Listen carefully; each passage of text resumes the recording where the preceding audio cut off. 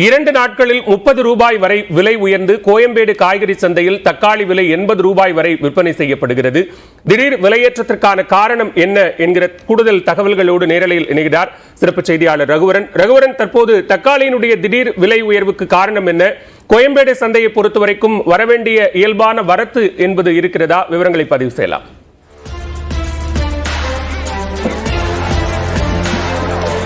கோயம்பேடு காய்கறி சந்தையில் 2 நாளில் தக்காளியின் விலை கிடுகிடு என்று 20 ரூபாய் உயர்ந்து தற்போது பார்த்தீங்கன்னா 1 கிலோ 80 ரூபாய் வரை விற்பனை செய்யப்படுகிறது.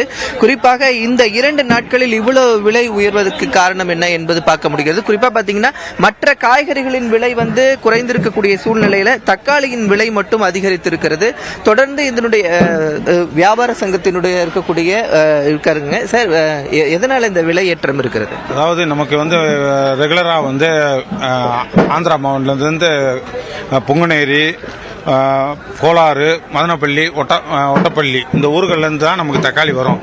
இப்போ நார்த் சைடில் நல்ல மழையின் காரணத்தினால நார்த்லேருந்து கொல்கட்டா, மகாராஷ்டிராக்காரங்க இங்கே ஆந்திராவில் பர்ச்சேஸ் பண்ணி எடுத்துகிட்டு வாங்கிட்டு போகிறாங்க. அங்கே வாங்கிட்டு போகிறதில்ல. இப்போ நமக்கு வர வேண்டிய வண்டி 50 வண்டி வர வேண்டிய இடத்துல 25 வண்டி தான் இப்போ மார்க்கெட்டுக்கு வந்திருக்கு. அதனால தான் இந்த விலை ஏற்றத்துக்கு காரணம். இப்போ மிச்சம் 25 வண்டி அவங்க நார்த் சைட்லேருந்து இருக்கிறவங்க வாங்கிட்டு போயிடுறாங்க. அதனால தான் இந்த விலை ஏற்றத்துக்கு காரணம். இது அதிகரிக்கிறதுக்கு வாய்ப்பு இருக்கா? இல்லை ஆடி மாசம்னா காய்கறிகள் விலை கொஞ்சம் குறைய தான் செய்யும். ஆனால் இது இப்போ இவ்வளோ 80 ரூபாய் விலை போகும்போது இப்போ இது விலை ஏறதுக்கு வாய்ப்பு இருக்கா, குறையறதுக்கு வாய்ப்பு இருக்கா? இல்லை, இந்த விலை எப்படி ஒரு மாதத்து வரைக்கும் நீடிக்கும். ஏன்னா அங்கே மழையின் காரணமாக தான் இவங்க பர்ச்சேஸ் பண்ணிட்டு போறாங்க. அது ஒரு காரணம். மற்றபடி காய்கறி நிலவரம் காய்கறி எல்லாம் மற்ற காய்கறி எல்லாம் விலை எல்லாமே பீன்ஸ் எல்லாம் சென்ற மாசங்கள்லாம் 200 ரூபாய் வரைக்கும் வித்தது. இப்ப 50 ரூபா 60 ரூபாய்க்கு விற்பனை ஆகிறது.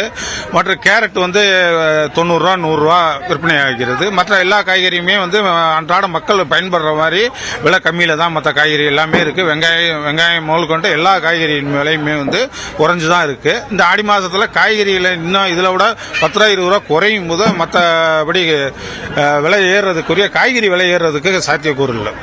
வரத்து குறைவாக இருப்பதன் காரணமாகவே தக்காளியின் விலை அதிகரித்திருப்பதாக தெரிவிச்சிருக்கிறாங்க. மற்ற காய்கறியின் விலை குறைந்திருந்தாலும் தக்காளி விலை மட்டும் இன்னும் சிறிது நாட்களுக்கு இதே நிலையில் இருப்பதற்கு வாய்ப்பு இருப்பதுதான் அப்படின்னு சொல்லிட்டு வியாபாரிகள் தெரிவிக்கின்றாங்க. பாலா, நன்றி ரகுவரன், விரிவான விவரங்களுக்கு. சென்னையை தொடர்ந்து மதுரையிலும் 1 கிலோ தக்காளி விலை 80 ரூபாயாக அதிகரித்திருக்கிறது. தொடர்பான கூடுதல் விவரங்களோடு இணைகிறார் செய்தியாளர் வெற்றி.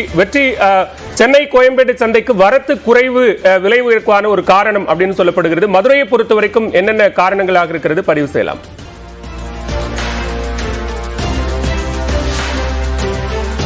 மதுரையை பொறுத்த வரைக்கும் கடந்த ஒரு 2 மாசத்துக்குள்ள 3 மடங்கு தக்காளி விலை உயர்ந்திருக்கு. மே முதல் வாரத்தில் 20 ரூபாய் 25 ரூபாய்க்கு வித்திருந்த தக்காளி இப்போ படிப்படியா ஜூன்ல 40-45 ரூபாய்க்கு உயர்ந்து இப்போ 80 ரூபாய்க்கு உயர்ந்திருக்குது. உள்ளூருக்குள்ள முழுமையாகவே தக்காளியினுடைய விளைச்சல் முழுமையாக குறைஞ்சு வரத்தே கிடையாது. அதனால ஆந்திரா, கர்நாடகாவில் மழை காரணமாக அங்கேயும் விளைச்சல் பாதிக்கப்பட்டு அங்களுடைய வரத்தும் குறைஞ்சு இவ்வளவு பெரிய அளவுக்கான விலை உயர்வு ஏற்பட்டிருக்குது. மொத்தமா பார்க்கும்போது இந்த 14 கிலோ எடையுள்ள தக்காளி பெட்டி அப்படிங்கிறது 200 இருந்து 300 ரூபாய் வரைக்கும் வித்துக்கிற நிலையில இப்போ அது 1000 ரூபாய் வரைக்கும் கிட்டத்தட்ட 3 மடங்கு மேல விலை உயர்ந்திருக்குது. மதுரை உழவர் சந்தையில நேரடியா விவசாயி சேகர்னு ஒரு விவசாயி, அவர் நேரடியா அவரே தக்காளி விவசாயம் பண்ணி இங்க கொண்டு விற்பனை செய்யக்கூடியவர்கிட்ட பேசுவோம். ஆனா தக்காளி இவ்வளவு தூரம் விலை வரத்தெல்லாம் போறதுக்கு என்ன காரணம்? விளைச்சல் ரொம்ப கம்மி. சீசனாலிட்டி செய்யறதுனால காய் இல்லை, பூ இல்லை.